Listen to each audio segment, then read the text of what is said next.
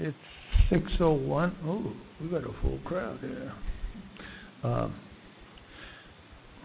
I call this meeting to our regular school board meeting to orders, March 9th, 2020. It's 6:01 p.m. Dr. Salazar, Pledge of Allegiance, please. Coach Garza, members of the board, this evening we have students from Los Fresnos United here to help lead us in the pledge, and here to introduce us to those students is the proud principal of Los Fresnos United, Dr. Roach. Dr. Roach. Thank you, sir. Mr. President, members of the board, Dr. Salazar, I'm proud to present to you this evening two of the most outstanding students that you'd ever want to meet. Not only are they ranked at the top of their class, but they exemplify what we wish all of our students to be. Their honesty, diligence, respectfulness, and integrity are above reproach. As my dad would say, they're the type of kids you let babysit your own kids. So I would like to introduce to you, first of all, Gabriana Garrido. Gabriana is the daughter of Alfonso and Deborah Garrido and is currently the number 2 ranked student in our sophomore class. She is an exceptional student athlete who not only excels in the classroom, but also in volleyball, basketball, and on being on the number 1 ranked golf team in the Valley and reigning district champions. Aside from school activities, Gabriana volunteers at community service events and educational camps. After high school, Gabriana plans on receiving a golf scholarship and studying to be a biomedical engineer.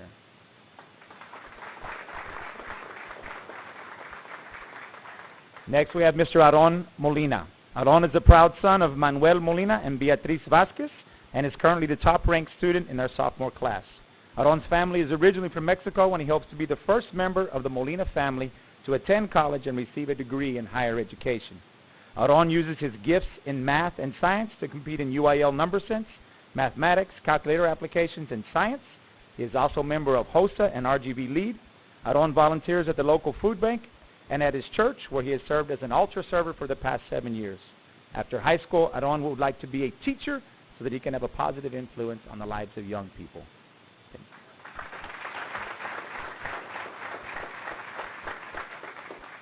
Ladies and gentlemen, again, they're here to help lead us in the pledge. Will everyone please rise for the pledge and remove your headgear? Thank you.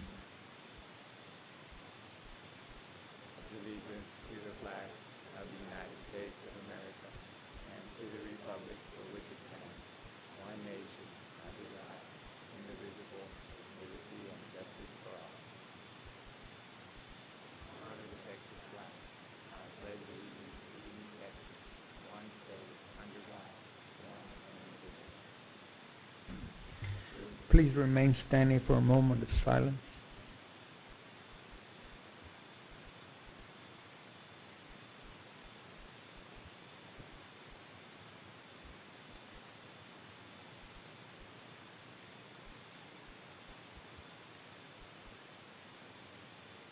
Thank you. You may be seated.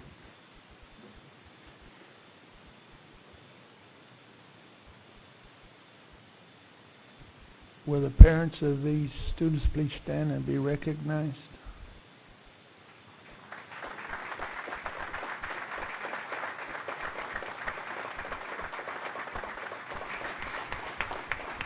Thank you. Roll call. Mr. Trevino.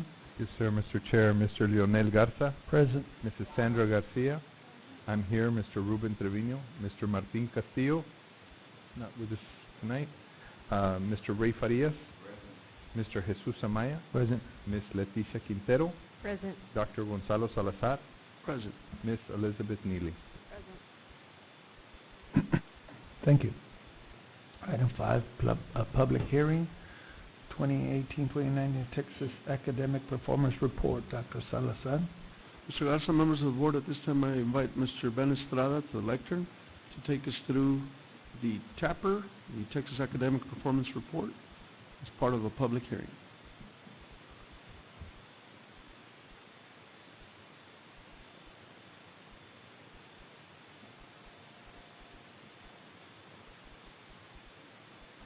Good evening, President Garza, Dr. Salazar, board members, ladies and gentlemen, and of course, all of our honored guests. Statute requires that the Texas Academic Performance Report, or TAPR, be presented in summary form in a public hearing. That is what we will do here tonight. Please, if you have any questions throughout the presentation, do not hesitate to stop me and ask the question right then and there. It's always better to ask the question when it's fresh on your mind instead of trying to get back to it, okay? These first couple of slides we're going to go through fairly quickly. They are required by statute, but they're pretty much summaries. This first one, of course, we are required to identify the district leadership. So here you will find all of your names, Dr. Salazar, our superintendent, and of course our cabinet. Statute also requires that we go ahead and list our district goals for the year of 2018-2019, as well as the campus objectives for that year. This particular chart is a summary of our accountability ratings. Just to summarize what we already know, Los Fresnos CISD was awarded an A rating from TEA this past year in 2019. We also earned the post-secondary readiness distinction, the only distinction that is available to districts, and of course we've gotten this distinction 6 years in a row. 8 of our campuses received an A rating. 5 of our campuses received a B rating. We had no C's, no D's, no F's, and we did manage to earn 82% of all eligible distinctions across the district. The TAPR also includes a demographic profile of our students. For the 2018-2019 school year, we reported 10,722 students. 96.3% of those students were Hispanic, and 78.8% of those students were reported as economically disadvantaged. Included in the TAPR is the operational expenses for the year. Now, the operational expenses do follow the same pattern as our graduation rates. They are 1 year behind. So in the 2019 TAPR, you will find the expenditures for 2017-2018. It does take TEA about a year to do an audit on the entire year. So here you will see the expenditures for our district along with a side-by-side comparison of the state. Also included in the TAPR is a profile of our staff demographics. A few items here to point out. 30.2% of our teachers hold master's degree, which is great when you compare it to the 24.3% at the state level. Also, when we look at our years of experience, if we look at the teachers that have 11 to 20 years of experience or more than 20 years of experience, 61% of our teachers fall in that category when compared to 45 across the state. And this is exactly what you want in that district. You want experienced teachers there for your students. It also points out that once teachers do get a job in Los Fresnos, they don't leave. They do enjoy working here, and you'll see that in the other data point down at the bottom at the turnover rate. We only lose 7.9% of our teachers as opposed to 16.5% at the state. So, the academic performance report, the bulk of that report is on student performance. This first slide is a summary of the STAR scores at the approaches level for English language arts and reading. It also shows all of the major subpopulations that are reported for Los Fresnos. We have all students, Hispanic, white, economically disadvantaged, special education, and ELL. Now, of course, we strive to outperform all of the districts in the state of Texas. But at the forefront of that, we want to remain in front of the region, and we want to stay on top of the state. And as you can see in this particular chart, we are above the region and the state in all subpopulations in the area in reading. You're also going to see the same pattern in math, writing, science, social studies, and of course exams in all subject areas: English 1, English 2, algebra, biology, and U.S. history. Well, this is all great, but what about that secondary performance level? What about that meets level, that higher standard that we all strive for? Well, we're leading the region and the state in that area too, in all subject areas, as well as the highest level of performance, the master's level. So all of our students are doing very well across the board. One of the major focuses this year for our campuses happens to be this particular slide right here, the academic growth slide. As you can see, we're holding our own with the region and the state in English language arts, and reading, and also in math. When we combine the subjects, we hold a slight edge over the region in the math. That's why this particular area is an area of focus at all of our campuses. We want to see those same spikes that we see in student performance. We want to see it in growth as well. So our students are doing well, which of course translates to the next part of the Texas Academic Performance Report, which is college readiness. Well, we can't reach those scores unless we keep our students in school. And of all the data points on the Texas Academic Performance Report, this is the one that you want to be below the region and the state. So when we look at our dropout rate for grades 7 and 8, you'll notice that we're at 0.1% as opposed to the 0.2% at the region and the 0.4% at the state.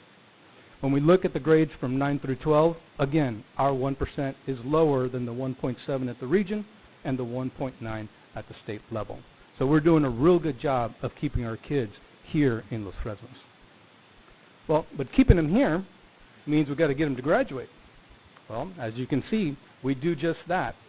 95% of our students graduate in the 4-year requirement that the state has set. And again, we outperform the region and the state in this particular area as well. There is one blemish that we do need to report on the Texas Academic Performance Report. There was a glitch in the third-party software that we use to upload our data.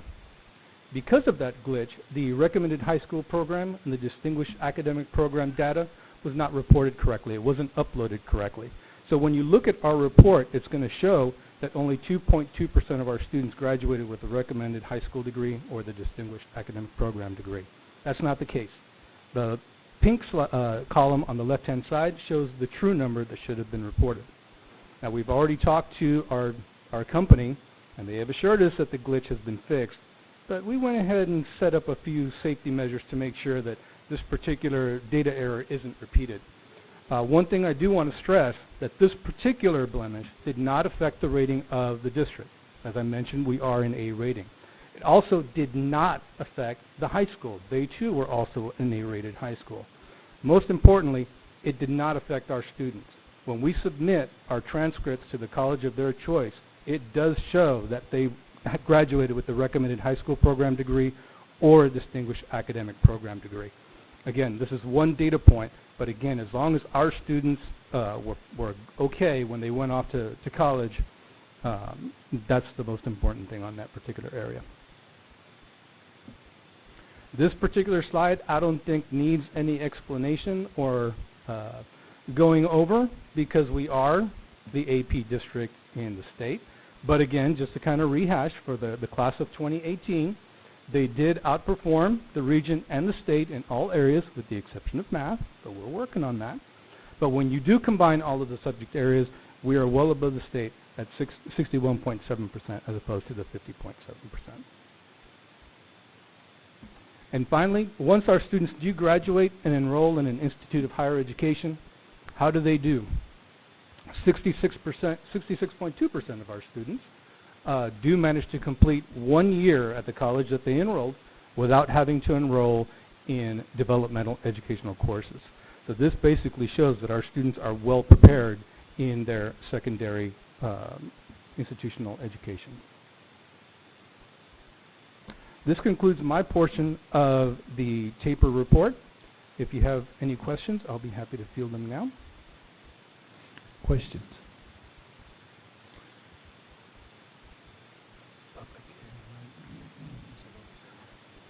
Thank you. I'm going to turn over the microphone to Mrs. Amaro Cibaja, who will continue with the presentation.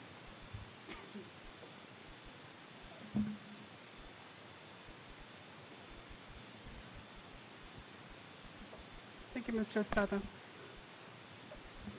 A second part, in order to get these good results that Mr. Estrada just presented, that means that our administrators have to support our teachers and the classroom in order for these results to come out.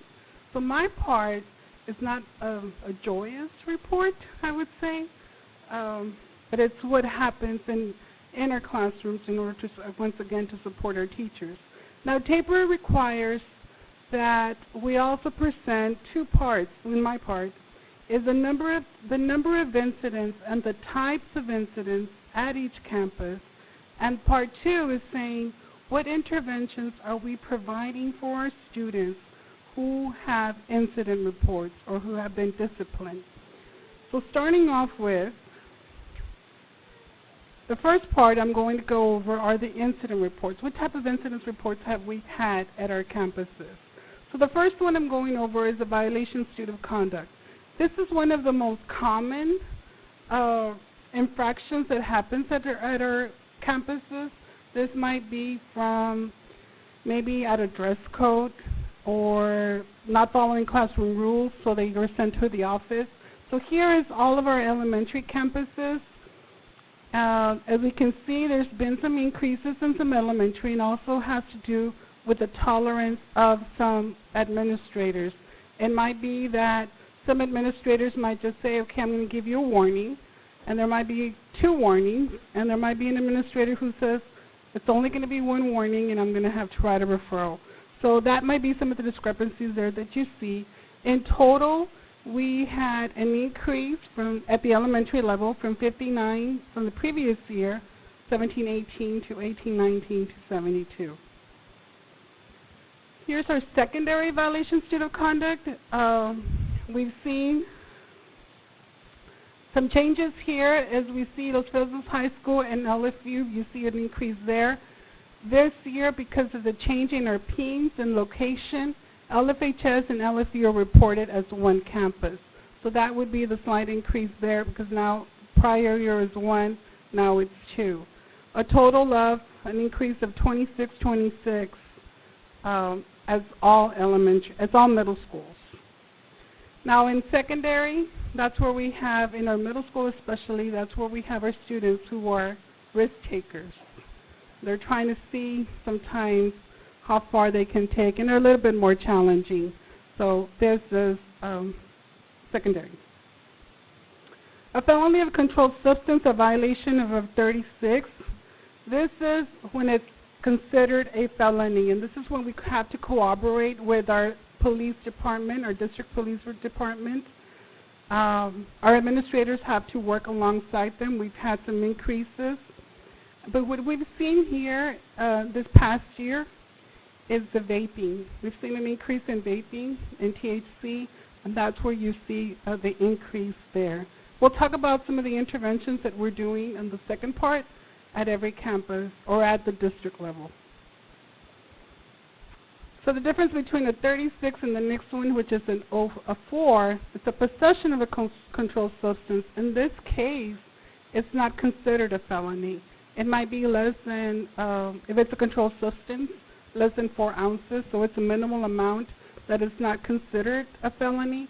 And again, working with our PD, our administrators will decide what the amount that was confiscated was taken from students and what code to provide there.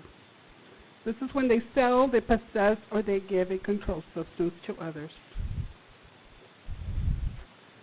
The next one is mutual combat fighting. We didn't have any at the elementary level. Most of them were at the secondary level. And this is where 2 or more students engage in physical combat. There must be some force. We've seen a decrease, so we know that what's working is our conflict resolution by our counselors, our teachers building relationships, and a lot of mediation between our students. The next one is terroristic threat, and this is when there's a cause, there's a reaction. It triggers a reaction by an official who deals with emergencies when there's imminent danger or bodily injury, and it interrupts the occupation of a building, or also when the person receives the threat and it is believed that that threat is going to happen, it's going to be acted out. So that's when they charge with a terroristic threat. Pretty much as we compare 2 years, there was a decrease of 1 incident. Again, none at the elementary, mostly at the secondary level. This is a summary of some of the other incidents. Public lewdness, we saw 2 at Los Fresnos High School, LFU. At Liberty, we saw 1 this past year. No other middle school had one. The felony of committed off campus. LFHS, LFU had 3. Alcohol, we have 1. And sometimes our students, they're very tricky. They might bring it into a water bottle, or so it depends on a lot of our teachers to ensure of what's happening in their classroom and in our schools. And the retaliation of a school employee, that went down to 3 incidents this past year. Disciplinary actions. So what do we do after we have all these consequences? What are our administrators and our campuses doing? I will look at this 2 years in comparison. We look at JJEP. These incidents are mandatory. They're expellable offenses, so we have no other discipline, but they must go to JJEP. At DAP, there was an increase of about 6 placements. We look at out-of-school suspension, or OSS. There was a decrease, but then we saw an increase in ISS. One of the things that our administrators, our teachers would like is that our students remain on campus where it's more of a structured environment, where they continue to have some of their coursework and they continue to work at the school. So you see that we want our students to be at our campuses, and that's where you see the ISS. Partial OSS might be when they might be suspended for 2 periods or for the rest of the day, and then they come back the next day as ISS. So it's part of the day. As the same way as partial ISS, they might be in-school suspension for only part of the day. So that's where it also we saw an increase there. Again, wanting our students to be at our campuses in a more structured environment. So our section 2 is what are the interventions and preventions that we are providing at the campus level. I'm going to review the new, and you'll also see some slides that are initiatives that have been in place but are still working at our campuses. So starting off with guidance and counseling program. This year we have an MOU, a memo of understanding, with Tropical Texas Behavioral Health. There are 4 case managers. Tropical Texas Behavioral Health, what they decided to do is utilize our district as a co-location. So they've assigned 4 case managers to our district, working, 1 at LFU, 1 at Los Fresnos High School, and 2, 1 at, between the middle schools, they share the other 2, providing opportunities and all the co-staffing between our counselors, ensuring of the needs of our students and how to assist our counselors, our administrators, our teachers into providing services to our students. We also have an MOU with the Cameron County Mental Health Task Force through a grant. We have been assigned a master social worker. And in collaboration with UTRGV School of Social Work, they're partnered up and having 4 interns. And our interns are graduate students who are making presentations, in this case to our middle school students, presentations or maybe say conferences or talks with our students in stress management, social emotional learning, anxiety, healthy options, and through communication. Besides that, on Wednesdays, they provide student and parent meetings at the middle school on special any topic, as we talked about just that I mentioned, that they have, or the need, as the need arises, they make some presentations to our families and to our parents. So those are on Wednesdays. So again, Cameron County and UTRGV working together. Those are the new initiatives. Our guidance and counseling continue to work on some of the initiatives that have worked or continue to be successful in our school district. Outreach services, school health advisory council, among many more there. So I've listed them all. Just continuing here, we still continue with our anti-bullying curriculum, continue training at some of our campuses, drug awareness for 5th grade, character education, and continue with staff training on school safety and drug awareness. The DAP program also has some new initiatives this school year.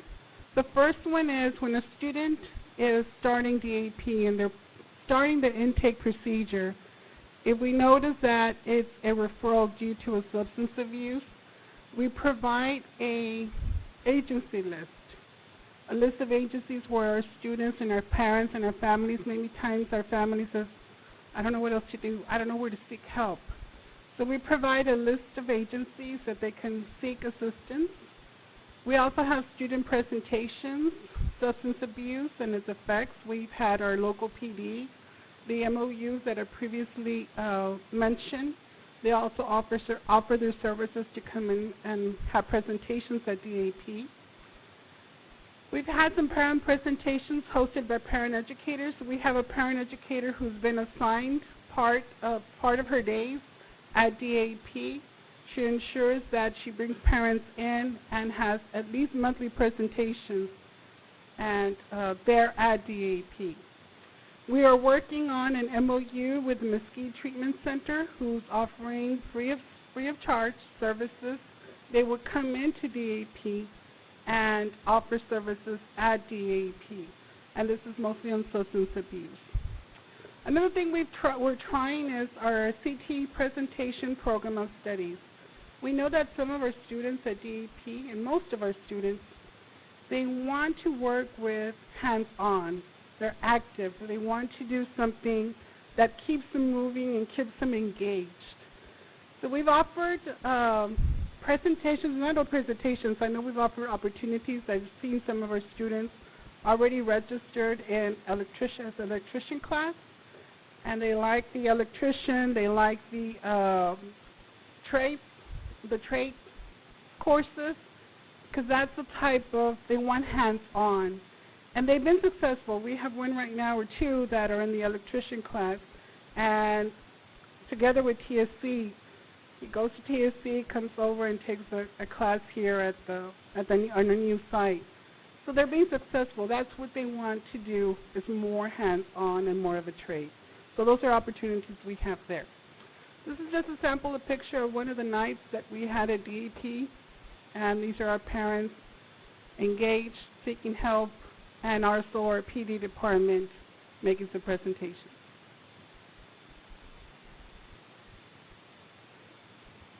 Mr. Trevino? Yes, Mr. Amaro.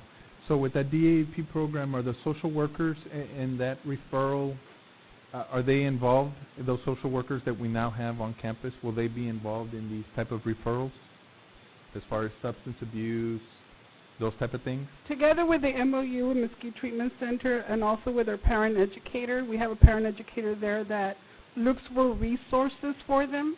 So she makes sure that they connect, that they make that connection and they receive those services that are needed. Okay, thank you.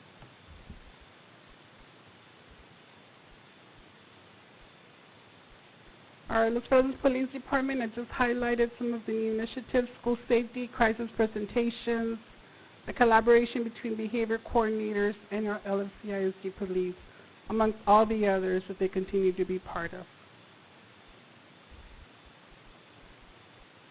Our district family engagement department, we've seen an increase in our sessions and participation. We've also seen them come in and say, how can you help me? I need help. What are some of the resources? So the department has been readily available to assist, also offering cyberbullying presentations, bullying presentations, and also offering opportunities not only within Region 1, but within the state as they go into conferences and bringing out some presentations to our district, to our families here at our school district. And that's all I have. Questions from anybody? This is a public hearing, so if there are any questions from the audience to either presenter. Okay, thank you.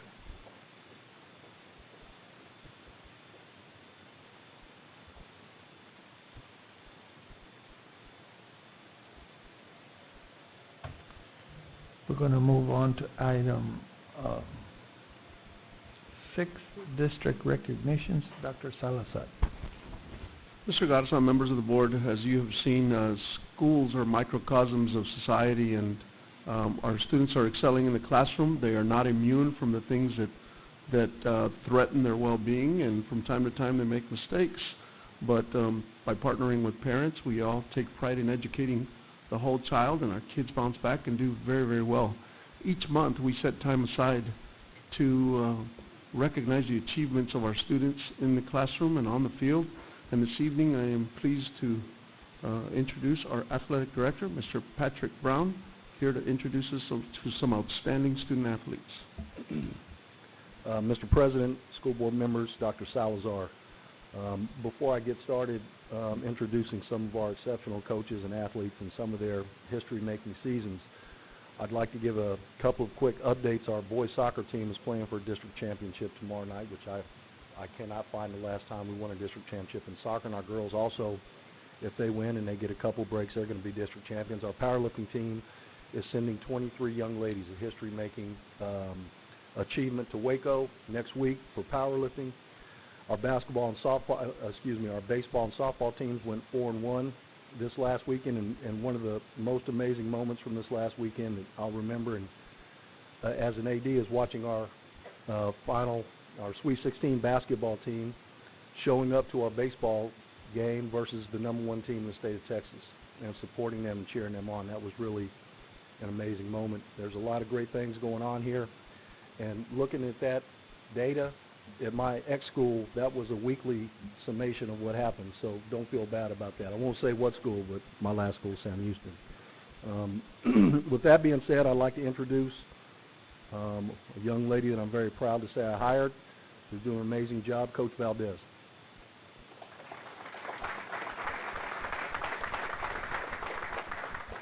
Good evening, Mr. Garza, members of the board, Dr. Salazar. My name is Rebecca Valdez, and I have the privilege of being the head girls basketball coach here at Los Fresnos. The Lady Falcons ended up second this year in district. We were first-time by-district champions for the first time in 5 years. This group of girls, we've improved every season. We started first off by making playoffs, and then we were third last year, second this year, so we're just doing good things and making improvements. I wanted to start by introducing my assistant coach. She couldn't be here today, Selena Naranjo. Without her, I don't think I would have survived this season. And I'm going to start by introducing my players, starting with my babies. Freshman, #1, Maritza Ortega. She was 32 district all honorable mention. Number 21, Olivia Parra. She was also 32 6A, second team all district. Sophomore, Gabriana Garrido, number 11. She stepped up and did good things for us this year.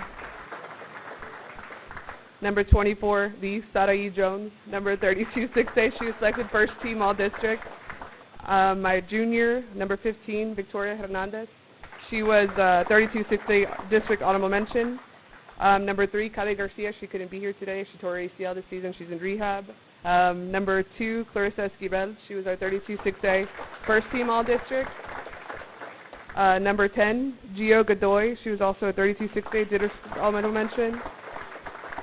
And last but not least, our 32 6A MVP, Ari Gallardo. She is a 4-time All-Star, All-Valley, RGV All-Star. She's just one of our outstanding players. I want to give a special thanks to the senior group. Thank you, girls, for all your blood, sweat, and tears. This is a special group, and I'm truly going to miss you. Thank you for setting the bar high for these younger kids, and I love y'all so much. Special thanks to Coach Brown, Mr. Stumball, the Booster Club parents, faculty members, administrators at Los Fresnos, our Los Fresnos community for all the support this season. Thank y'all.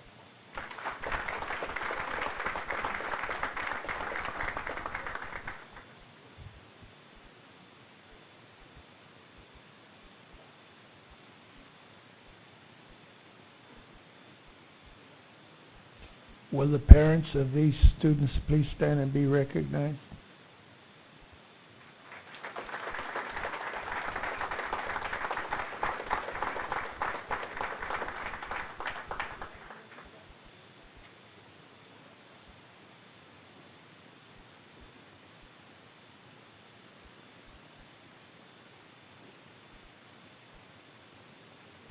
Amazing group of young ladies. The future is bright in that program. The next coach I'd like to introduce, obviously, we've had an amazing season, and the team we just lost to Ended up dominating Converse Justin, going to the Final Four. And 1-point game in the third quarter, end of the third quarter. It was one of the best games I've seen in a long time. Very proud to introduce Coach Marco Hinojosa.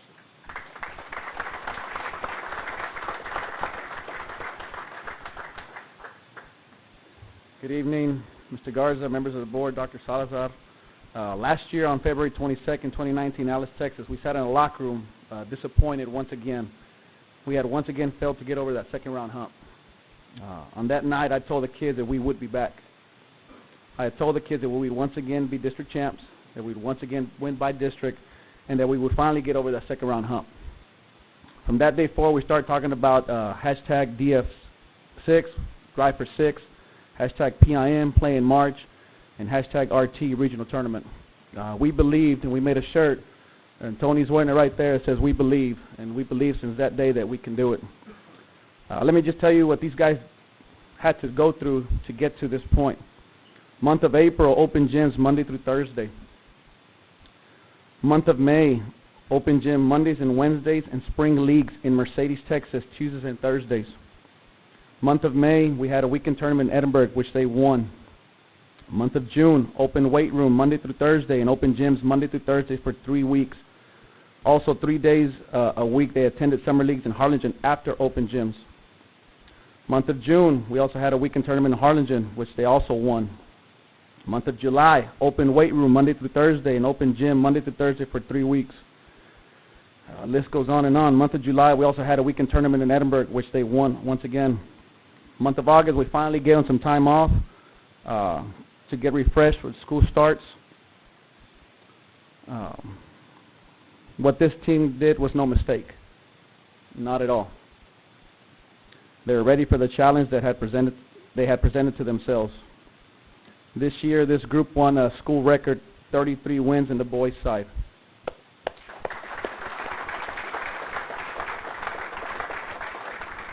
A couple of years ago, we had a very talented group with Gabe Randall, Jordan, and all those guys, and we thought we could never outdo that group. And these guys believed, again, we believed that we could outdo that group, and they proved that this year that they could. This year, they checked off a lot of boxes of their goals. I want to say 99% of their team goals were achieved. Just check, check, check, check, check. This team will go down as the best team to ever lace them up in boys basketball here at Los Fresnos for boys basketball. Here are the members of the 2019-2020 6-time district champs, 6-time by-district champions. Finally, happy to say area champs, regional quarterfinal champions, and regional semifinalist Falcon basketball team.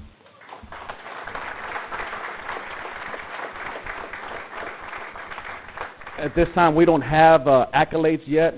We haven't met. We'll meet this Wednesday, so I couldn't tell you who's going to be MVP or defensive or first team or any of that.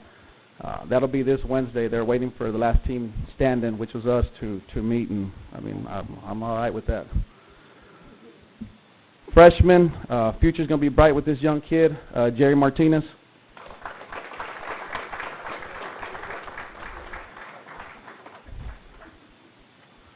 Sophomore, Roger Capetillo.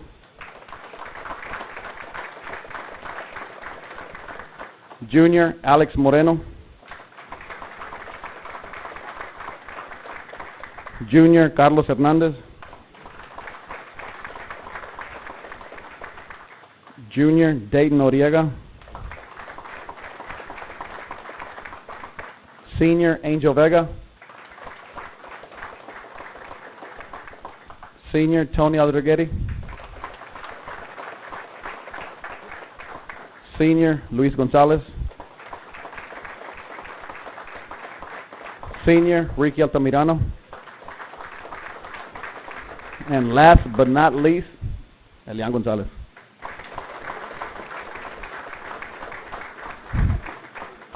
My first assistant, Coach Alex Lucio. I just want to thank everybody who supported us this year, Coach Brown for everything he's done for us, first class all the way, and has included us as part of the family. Everybody in the community that came out and supported us, thank you very much. And no, you're not forgotten, Mr. Stumball, who's been very gracious this year and helped us out in many ways. He don't even know it, but Thank you, Mr. Stumba.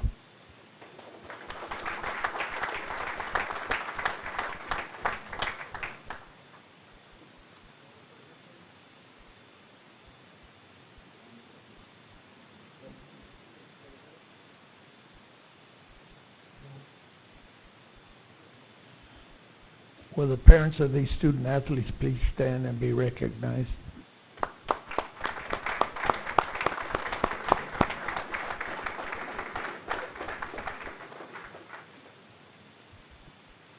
If my football players could tackle as good as Ronnie, we'd be a lot better.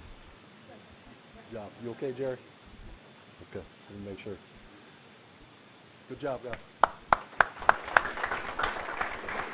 Next up, I'd like to introduce one of our very young programs, but very, very successful programs under the tutelage of Coach Kevin Wynn.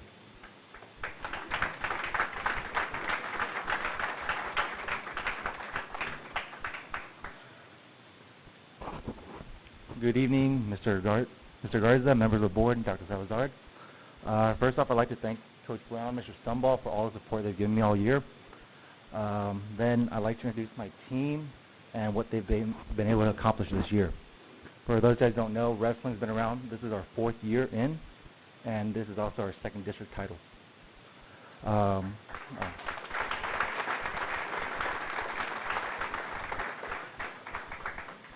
As a whole, when I came in, I told these kids, trust the process, work hard, and good things are going to happen. And so far, they've done so. Boys and girls team have done an amazing job. Our girls team, our boys team made history in terms of placing, where they finished, and how many kids we took to regionals. Throughout the year, our boys team built upon success of last year, winning our first district title, and they've placed top 3 all year with the exception of one tournament going into the district tournament. Our girls team's on a rebuilding year. However, it's a very young squad, and they've worked really hard to get to where they are. At districts, our girls team actually ended up finishing 3rd. Young group of girls, hardworking, amazing to be around. Our boys team are back-to-back district champions. I want to say we took the district title by over 100 points. They've worked hard, busted their butts day in and day out to get to where they are. We qualified 20 out of 24 possible spots to the regional tournament. And aside from that, I'd just like to introduce my wrestlers. I'm so proud of them. All right, starting off with Sofia De Leon. All right. Sofia is a district runner-up and regional qualifier. Davia Castro.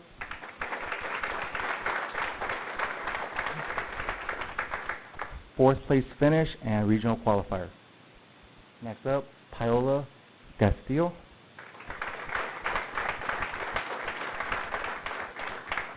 Third place finish and regional qualifier.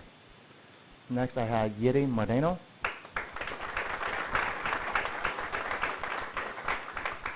Fourth place finish and regional qualifier. Next I have Katie Reyes.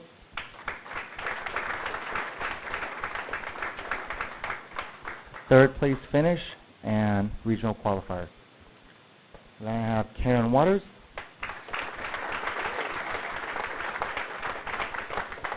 District champion and regional qualifier.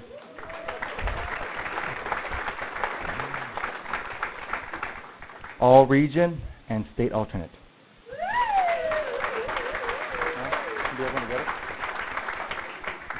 Next I have our boys. First up is Thiago Almeida. All right. District champion, all region, and state qualifier.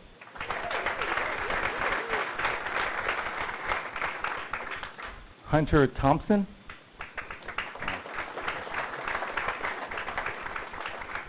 District runner-up and regional qualifier. Roman Rodriguez.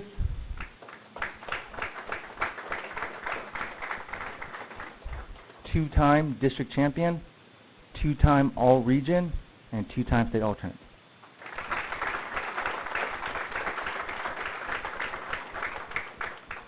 Fabian Sosa.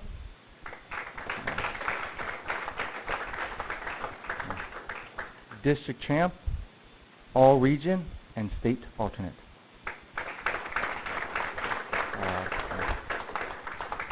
Edgar Salceda.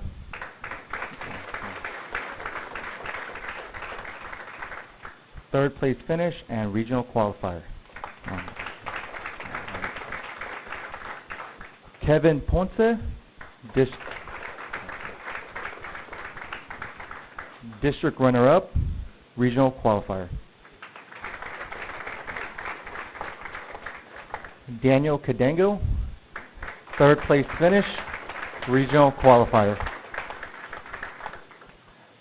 Noah Trevino, district champ, regional qualifier. Guy Schultz, third place finish, regional qualifier. Derek Silva, fourth place finish, regional qualifier. Samuel Hernandez, district champ, all region, and state alternate. Leroy Guerrero, district champ, all region, and state alternate. And Ozzy Briones, fourth place finish, regional qualifier.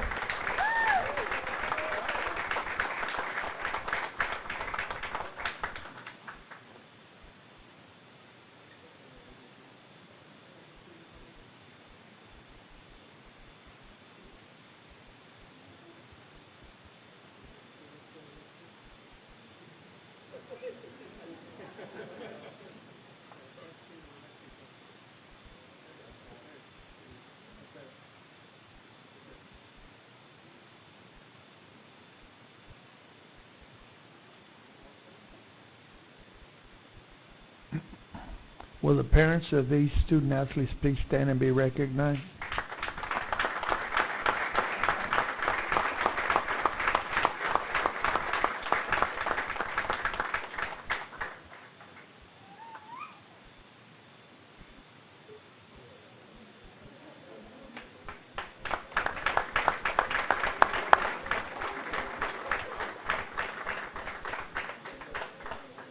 And last, but definitely not least, a team that dominates not only our district but our region, our swim coach, Coach Pettis.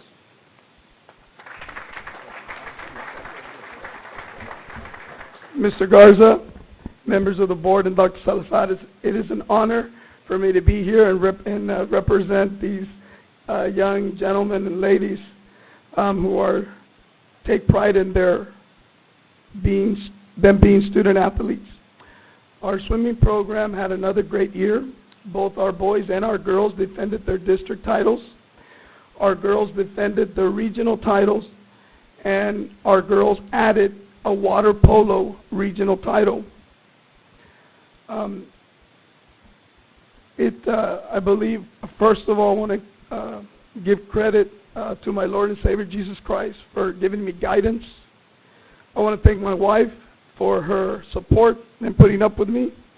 And I want to thank my assistant coach, Ivan Hernandez, for his help all season.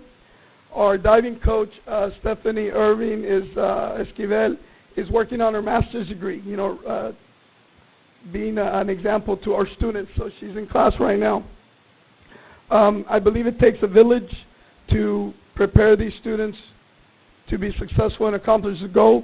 So at this time, I'd like to have the parents stand up so that we can recognize them and thank them for all of their help.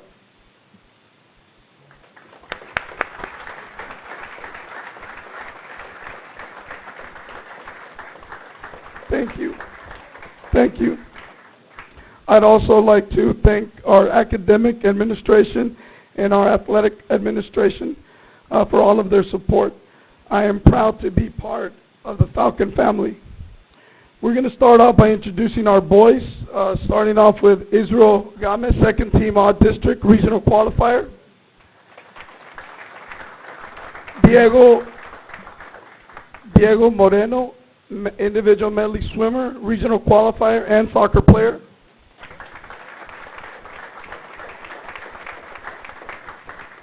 Jaden Cruz, second team All-District Regional Qualifier, and our water polo goalie this year.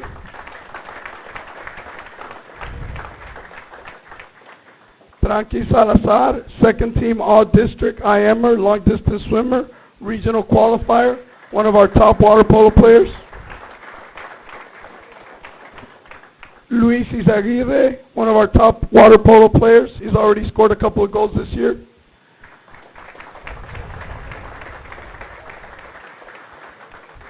Hector Gutierrez, long distance swimmer and triathlete.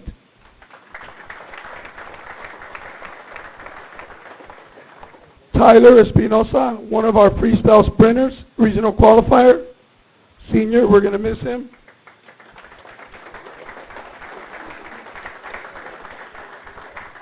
Garrett Callison, our top diver this year and our diving captain.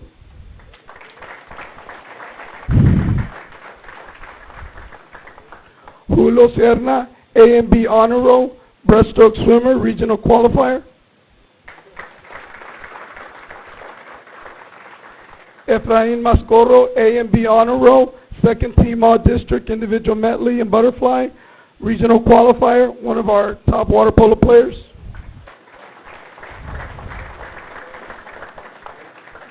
Angel Lopez, A and B honor roll, one of our divers, regional qualifier.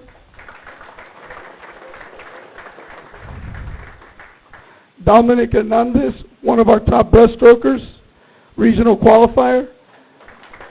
And the heart and soul of our water polo team.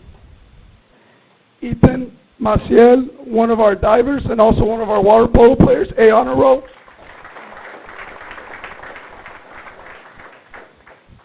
Fernando Ramirez, A honor roll, one of our backstrokers and a regional qualifier, water polo player. Bonoso Santivel, A honor roll, one of our long distance swimmers and our muscle and water polo, regional qualifier. Matthew Vasquez, A honor roll, one of our top breaststrokers and regional qualifier, water polo players. Senior, we're going to miss him. Evan Garcia, A honor roll, second team all-district in the fly and in the IM, also earned All-Valley All-Star honors, regional qualifier.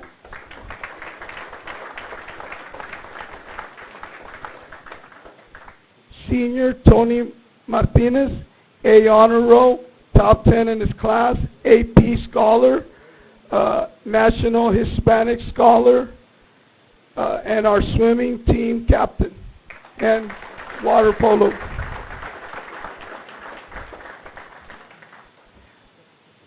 Okay.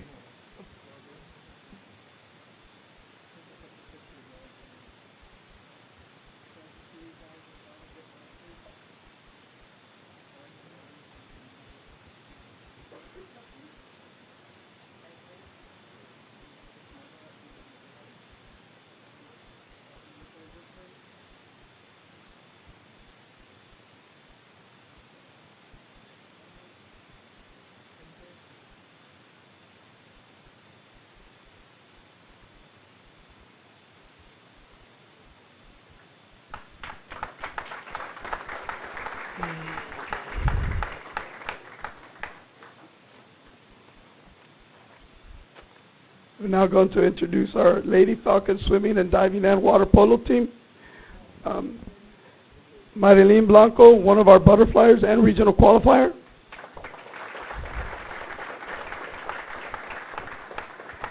Karen Waters, one of our divers, who's a multi-talented athlete. As you saw her in wrestling, if you ever went to go see one of her matches, you better not blink because they were over fast. Rihanna Apachivel, A honor roll, first team all-district, 200 medley, all-valley, all-star, regional qualifier, and state qualifier.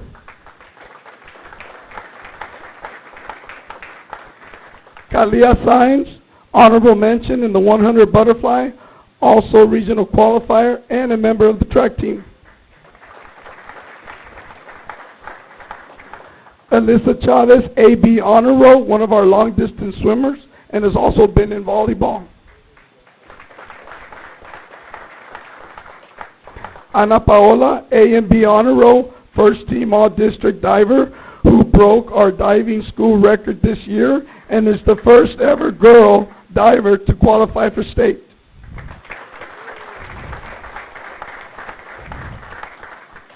Ariana Macias, A honor roll, first team all-district, 100 freestyle, regional qualifier, all-valley, all-star, and state qualifier. Evangelina Rinko, A honor roll, one of our divers, and water polo players. Samantha Martinez, one of our water polo players.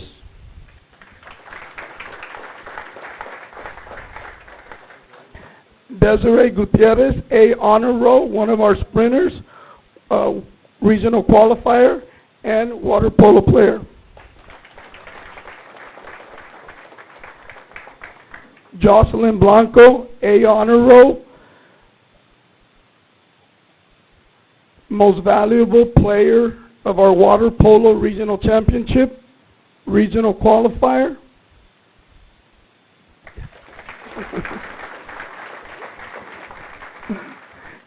Angela Loera, our defensive water player polo of the year, second team all district, all valley all-star in the 100 breaststroke regional qualifier.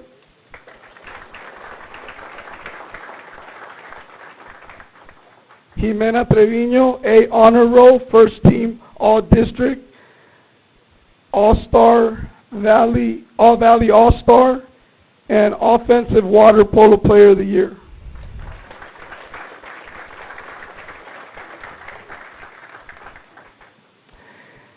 Jada Ashford.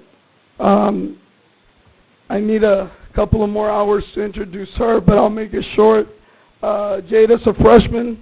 She's on the A honor roll, first team all district, all valley all-star, district swimmer of the year, regional swimmer of the year, RGVSCA swimmer of the year, state qualifier, and finalist in state, scoring some points, putting us on the board, and also having the honor of being an All-American swimmer.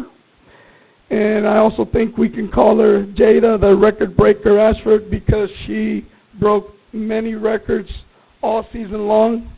So we're really excited. And as a coach, we work on inspiring our students. And there is a high school student who graduated from Los Fresnos, an ex-swimmer, who is now a swim coach. And he lives in North Dakota. And next year, in swimming for North Dakota, they divide. They have girls swimming season and boys swimming season. So, of course, he's heard about our success. And next year, they are coming to our house for a dual meet all the way from North Dakota. And ladies, we will protect this house. I want to thank you very much.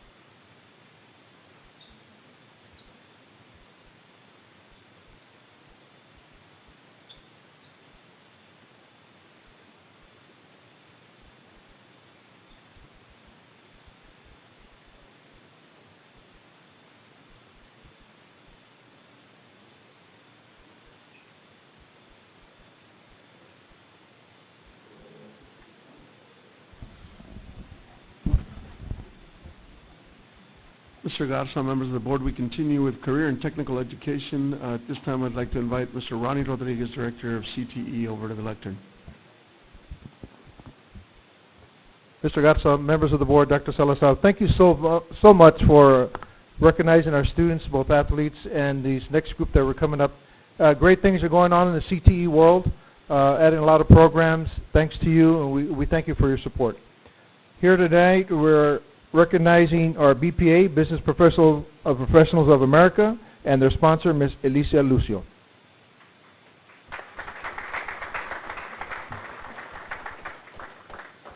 Hello, Mr. Garza, members of the board, Dr. Salazar, and everybody else.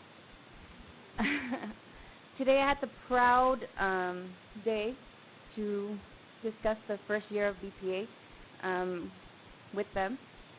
I have Enrique Villarreal in digital media production, state qualifier.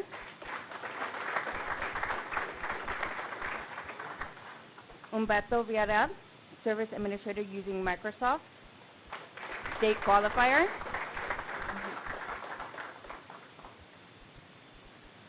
Noah Bruce, PC servicing and troubleshooting, state qualifier. Christopher Herod, Visual Basics and C# programming, state qualifier. Jonathan Grimaldo, Java programming, state qualifier, and also global marketing team. These students worked very hard, and I'm very proud of them. Thank you.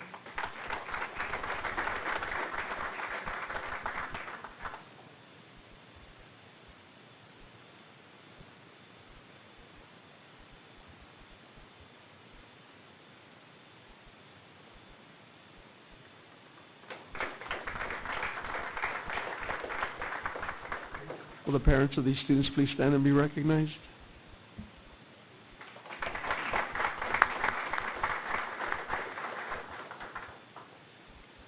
Our next group to be presented is presented by their sponsor, Mr. Javier Martinez Garza, our Sea Perch.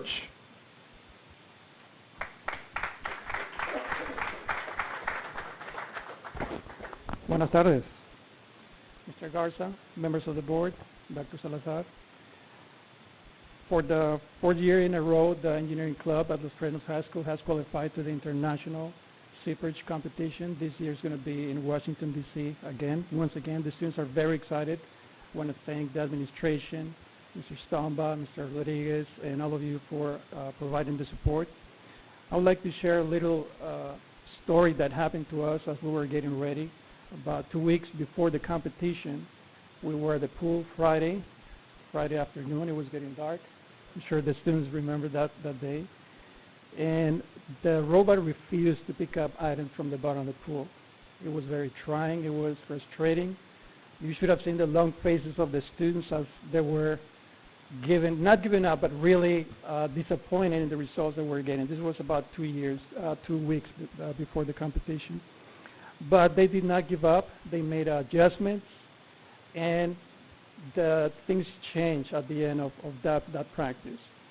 And those moments have defined the club and the challenges that they see as opportunities to continue improving.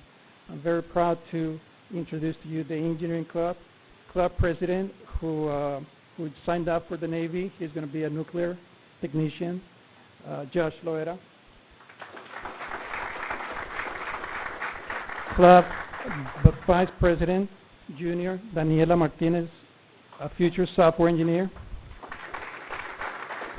Treasurer, senior, Ethan Macias. He's going to be a future mechanical engineer.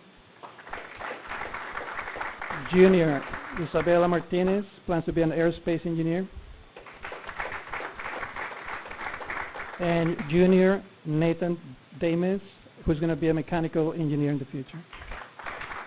Thank you very much for your support.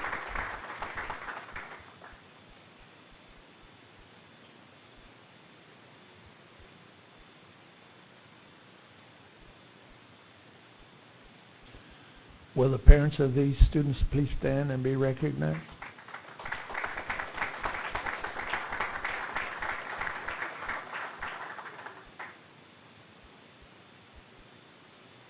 That's a great group of kids, and I'd like to, Mr. Martinez Garza is always quick to correct me when I say national, because they're international participants. So great job again, as always. Next group coming up is a large group, does very well every single year, and they're under the is our Falcon Law, and they're under the direction of Ms. Cheryl Quintero.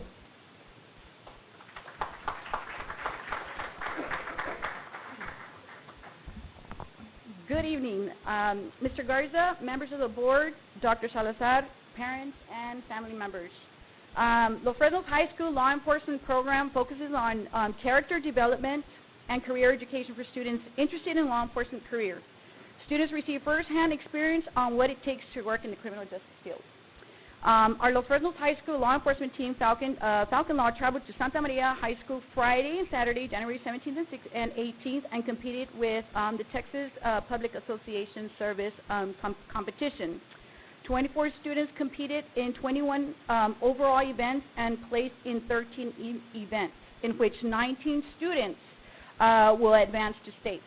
This is my 7th year being with the district and my 7th year going to state, so I'm so proud of that. The following students that competed placed in the mentioned events: opening statements, Maria Cantu, she's not here with us today. Marketing portfolio, Vivian Guarao, she placed first. And she also placed in report writing, first place. We also had Michael Lopez, who placed second place in report writing. Report writing in the police force is very, very important. So that is actually one of our events, one of our important events at this competition. Crash investigation, this is a team event of Carilu, Ricky Rodriguez, and Natalie Barrera. Ricky and Natalie are not here. They placed first place.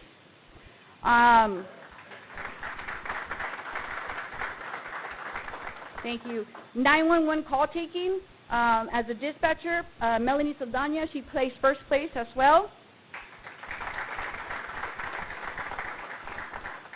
And then we have our SWAT team, which is our special weapons and tactics. Our team placed second. Jonathan Jones, Annette Lara, Robert Mendoza, Ashley Munoz, Ruben Rodriguez, and Alexia Niles.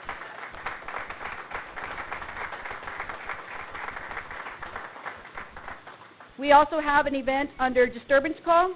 This is a team event of 2, Carilu Lozoya and Ashley Munoz is not here, but they placed second place.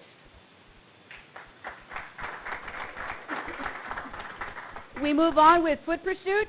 Jalen Ochoa, second place, and that is an individual event.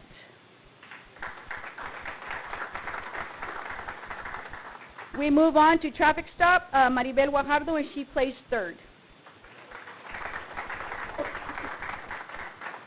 Our cell extraction team is team members of 6, but we went through with a 5-man team, and we placed third.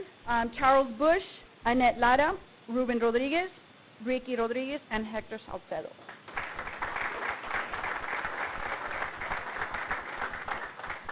Moving on to Correctional Institute, this is a team event as well. We placed third, Melanie Saldana and Ana Lara.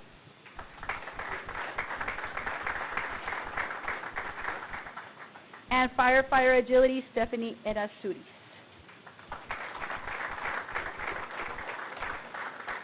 We would like to thank each and every one of you for all the support for our Falcon Law members. We want to thank the parents, the family that helps us out. And, of course, I would like to thank my co-sponsor, Ms. Cepeda, for helping me out and always being by my side. Thank you, guys. I love you. Let's go to Galveston.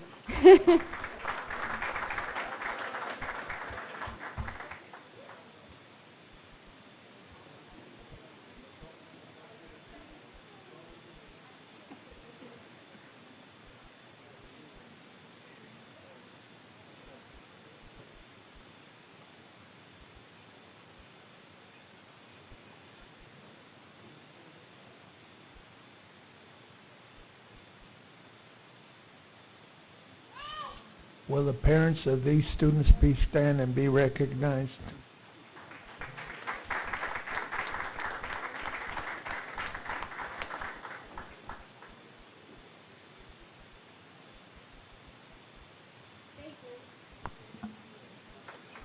Thank you, Ms. Quintero.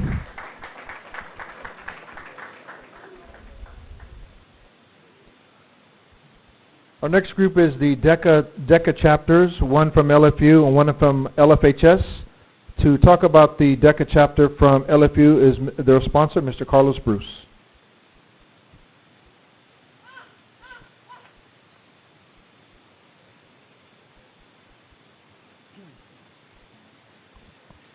Mr. Garza, members of the school board, Dr. Salazar.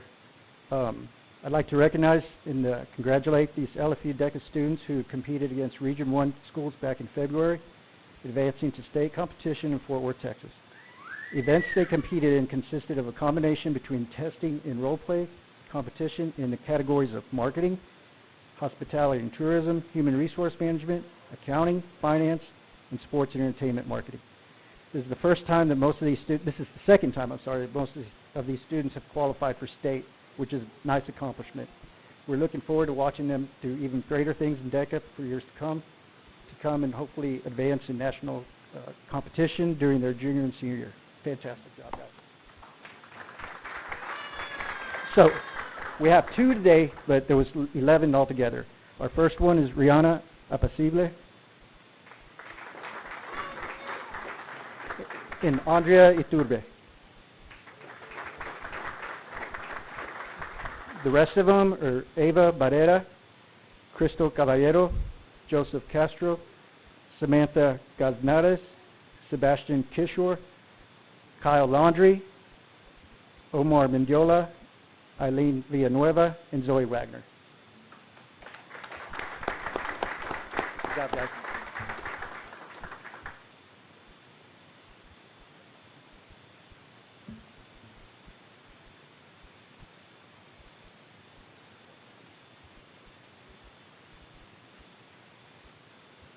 Will the parents of these students please stand and be recognized?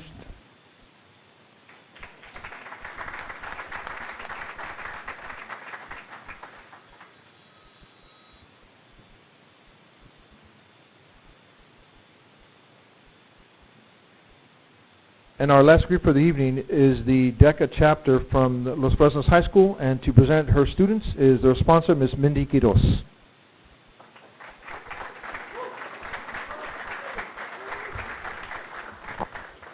Mr. Garza, members of the board, Dr. Salazar, administrators, and everyone here in attendance.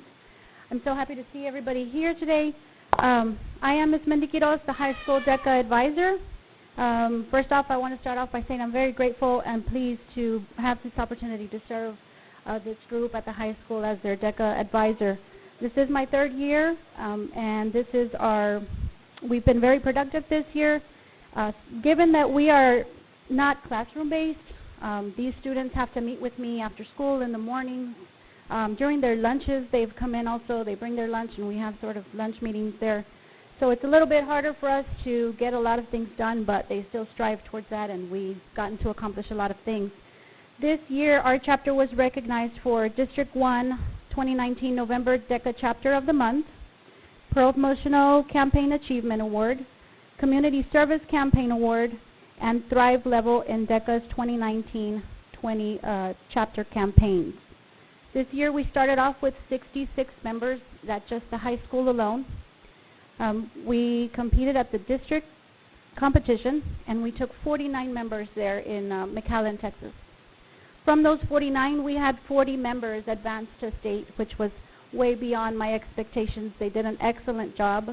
And so I'm here to introduce them to you, and unfortunately, not all of them are here today. There's some that are cramming for their midterm exams, and so they're still keeping on top of that. Those that were able to get away are here with us. Starting with some that are not present is Madison Alanis, Mario Rios, Donna Hernandez, Alan Soto, Yair Soto, and then we have in the Entrepreneurship Series category, Juan Cantu,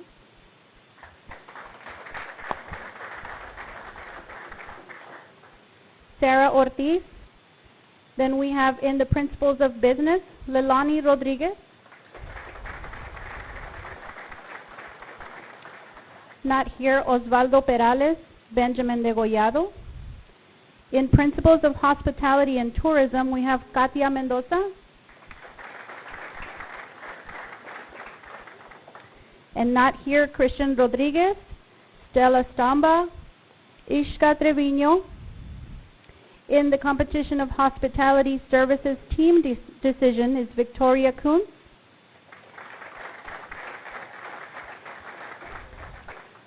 Jane Christensen, Anaí Liu, not here today. In Hospitality Services Team Decision, Victoria Hernandez.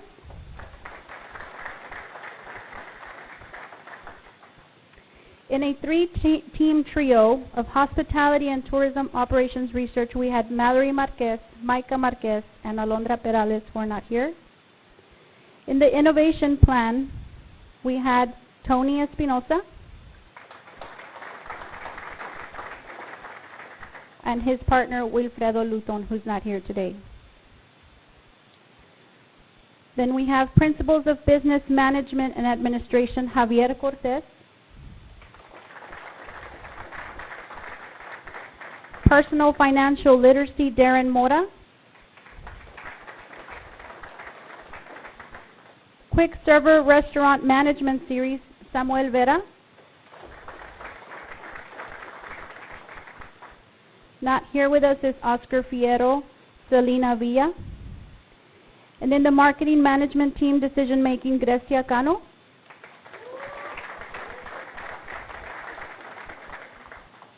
In a three-team project, we had Project Management Community Giving, Charles Bush, Juan Garcia, and Paola Morales.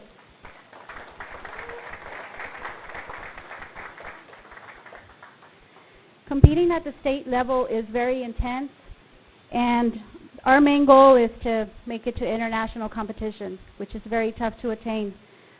This year, for the second year in a row, we had a trio group in the Entrepreneurship Startup Plan with Tate Halford, Carla Stamba, and Jonathan Grimaldo.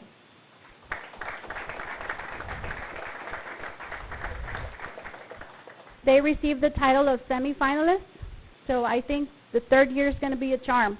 What do you say, team? Next year we make it to internationals. And then for this year we had two teams. First off, we're going to start with the finalists here at state competition. In the Innovation Plan is Manuel Bocanegra with his partner Jacqueline Lucio, who is not here today.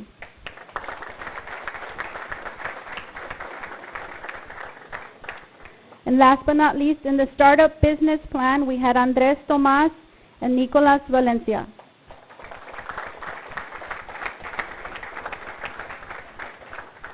These last two teams will go on to compete at the international competition in Nashville, Tennessee, the last week of April. I want to thank you all for supporting us. The community does support a lot of our projects and campaigns because it's not just competing, it's also community service and team awareness.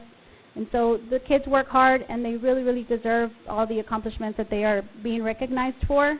If you'll please join me in giving another round of applause to our Los Fresnos future business leaders.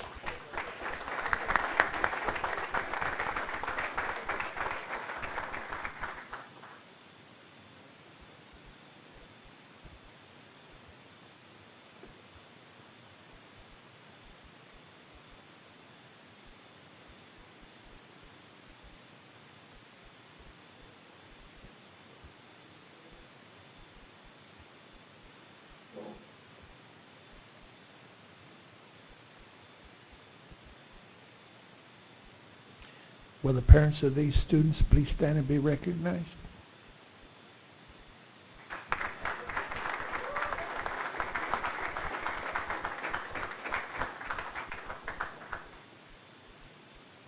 Again, thank you very much for the opportunity to showcase our students here for you all tonight. Thank you all very much. Thank you, Mr. Thank Rodriguez. you so much.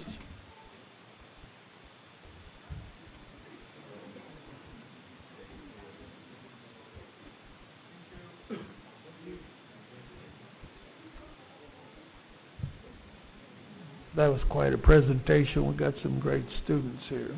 That was outstanding. Okay, we're going to move on to item 7. Are we good? Public audience, we didn't have anybody sign up for public audience. Item 8, public comment, we did not have anybody sign up for public comment. So we're going to move on to item 9, district reports. Dr. Salazar. Coach, council members of the board, we present to you the monthly reports on our finances. Before I move on to item 2, I'll check to see if anyone has any questions on our financial reports.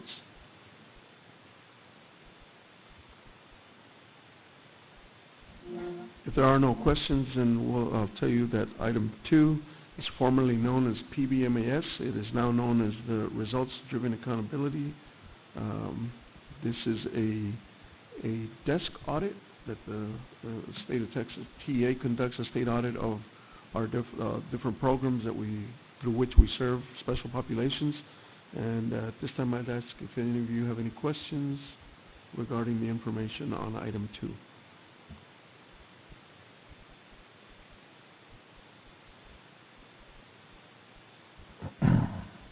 Having no question, we're going to move on to item 10, consent agenda. We have 7 consent agenda items, and the protocol is we will pull any item if any board member wishes to pull it.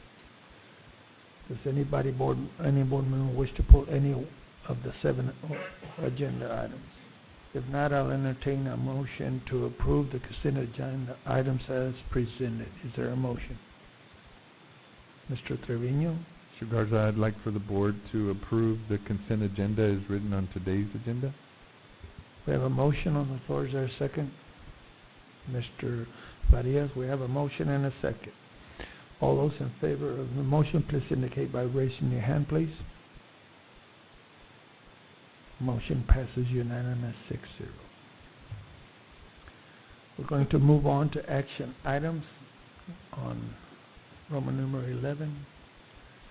Number 1, discuss and take action to approve a resolution to reverse a commitment of $1 million of general fund balance to construct a new entrance and office area and to perform various other remodeling activities at Resaca Middle School. Is there a motion? Ms. Garcia. Mr. Garza, I move to approve the resolution. We have a motion on the floor. Is there a second? Ms. Quintero. We have a motion and a second on the floor. Is discussion.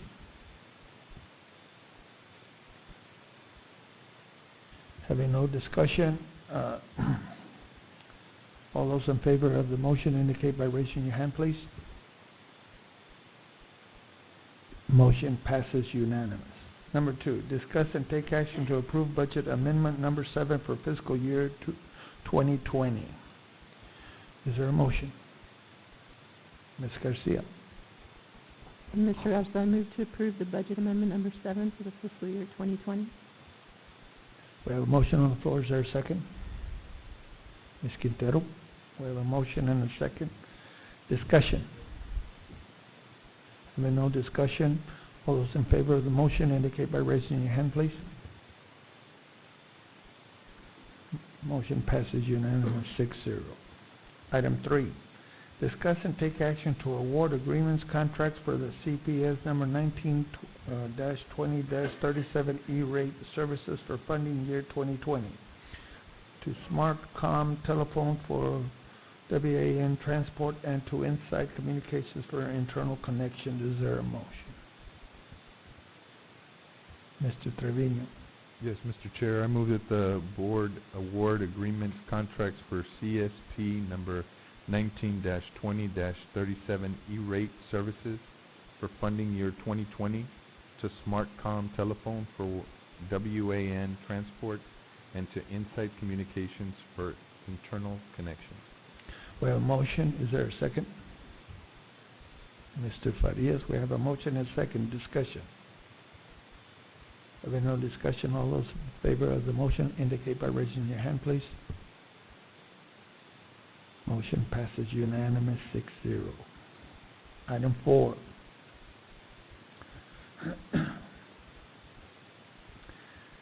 Discuss and take action to approve an order authorizing the issuance, sale, and delivery of Los Fresnos Consolidated Independent School District Unlimited Tax Refunding Bonds, Taxable Series 2020, delegating certain authority to the President of the Board of Trustees of the School District and Superintendent of the schools pursuant to the provision of Texas Government Code Section 120.007 and 127.008, levying a continuing direct annual ad valorem tax, authorizing the refunding of certain outstanding bonds, authorizing the execution of a bond purchase contract, approving an official statement, execution of an escrow and trust agreement, and making other provisions regarding such bonds and matters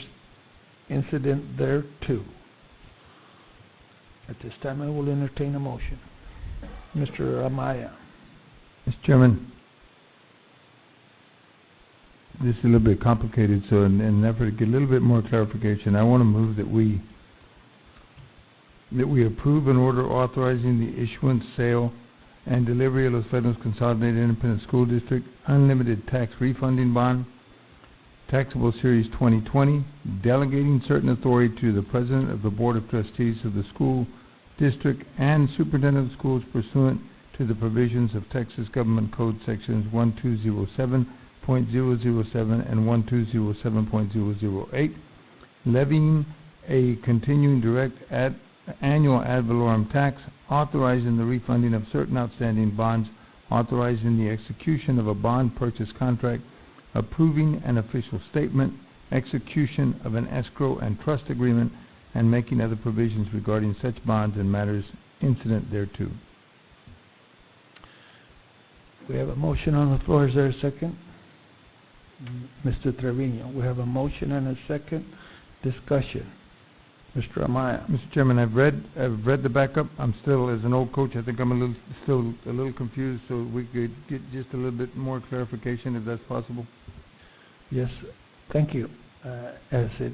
We have Mr. Trevino that's here in the audience, and if we could come up and a little bit of clarification, please. Tijerina, I'm sorry. No problem. What did I call you?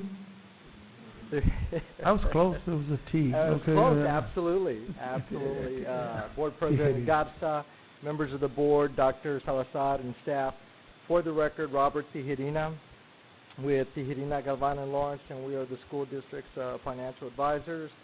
I appreciate the opportunity, and Mr. Amaya, just to let you know, Mr. Ramirez wasn't here. He prepared that long, lengthy agenda item, and I noticed he wasn't here just probably because of that. But again, this item is a refunding. It's a refinancing, and it's exactly what it sounds like. The goals of a refinancing is what we would do if we're going to go and refinance our home. The two goals are lower the interest rate, which lowers our monthly mortgage payment. Here, we're lowering the debt, lowering the interest rate on the debt, and I believe there might be a handout, maybe, I believe here, that looks similar to this, but in general, we're looking to refinance about $17,095,000 of the district's existing debt. And when I say the district's existing debt, the financing, the refunding that you did back in 2015, that refunding is the same identical situation that we're in now. The goal of the refinancing is lower the interest rate and you lower the payments on your bonds. Here, the outstanding debt you have is $17,095,000. Your existing principal and interest combined, a snapshot of today from this current fiscal year all the way out to 2043, $32,190,000. Exactly what you have right now in the books. If we were to refinance the debt a few weeks ago, we would lower the interest rate that we had in 2015, 5 years ago, 5%. We lower the interest rate to 2.685%. That's goal number one. We lowered the interest rate. Our payments, because we lowered the interest rate, went from $32,190,000 to $29,279,000. That's an overall savings of $2,910,000. You have a great staff on board. Dr. Salazar always said when we came on board months ago in the fall, if there's opportunities to save the taxpayers' money, help us out. This is one opportunity to save the taxpayers' money. When you refinance debt, you're not looking to increase your INS tax rate. We're not looking to add additional interest to the school district's overall debt. We're not adding, again, we're not increasing the interest rate, we're lowering it. The goal of a refunding is exactly like we're doing when we're refinancing our home. Lower the interest rate, lower the monthly mortgage payments. And here, we don't have monthly mortgage payments. Issuers have semi-annual bond payments. You have 2 bond payments a year. Overall, every year, for example, this is a snapshot from a couple of weeks ago, we're going to save on average about $129,000 a year from the numbers 2 weeks ago.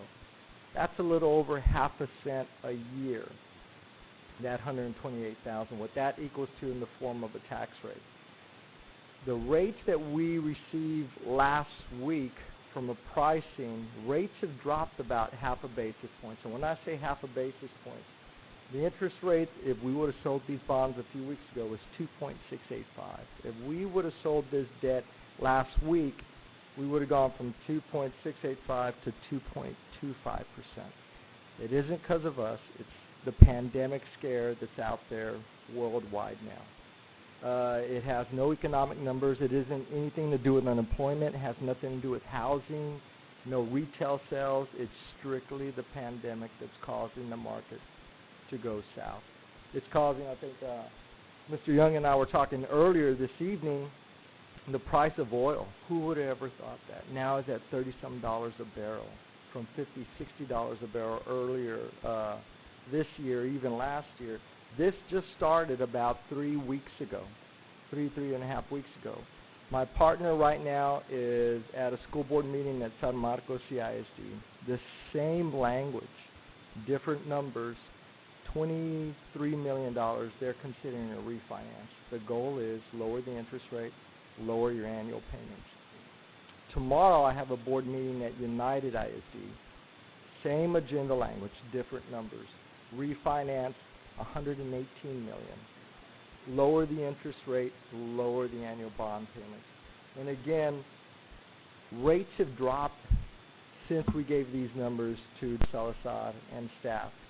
Almost 50 basis points. Fed lowered the interest rate 50 basis points last week in an emergency meeting that was unheard of. The last time they did that in an emergency meeting was when the market crashed in 2008.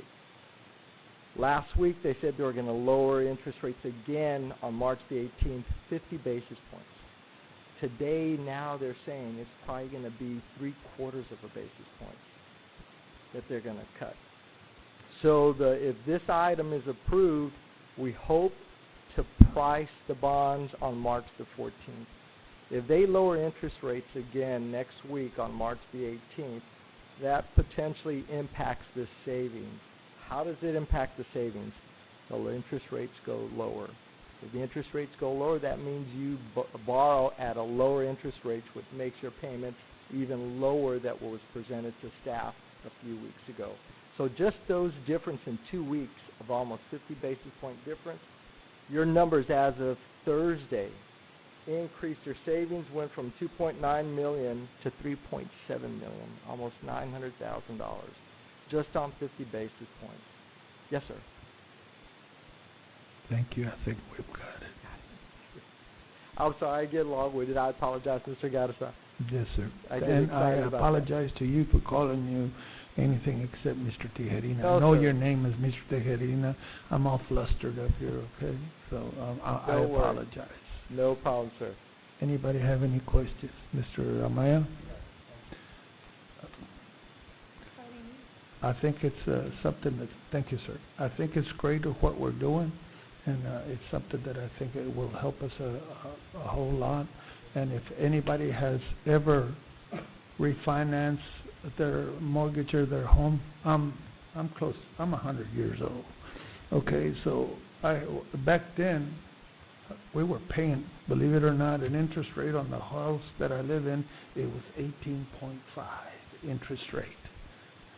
And so, yeah, it was hot.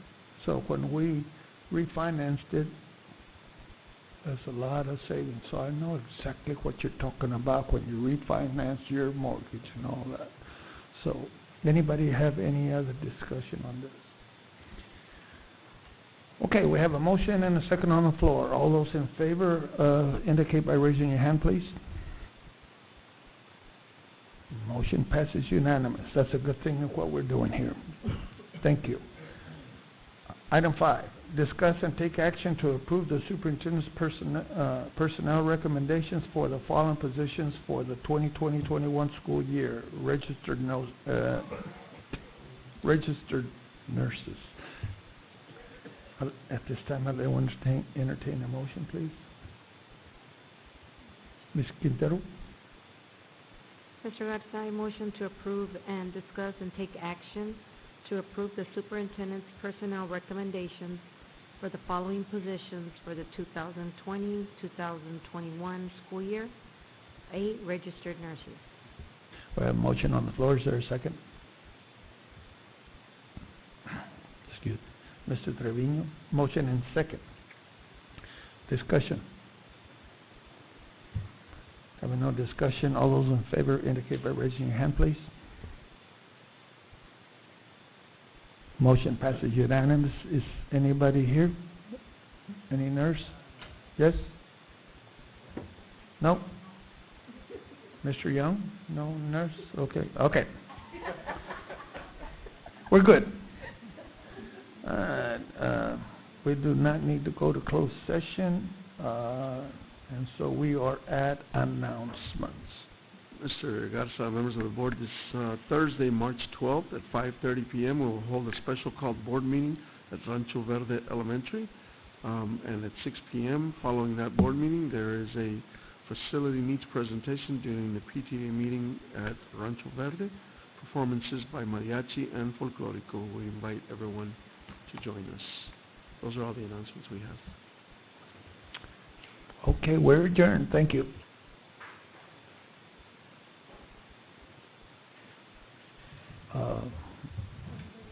7:38.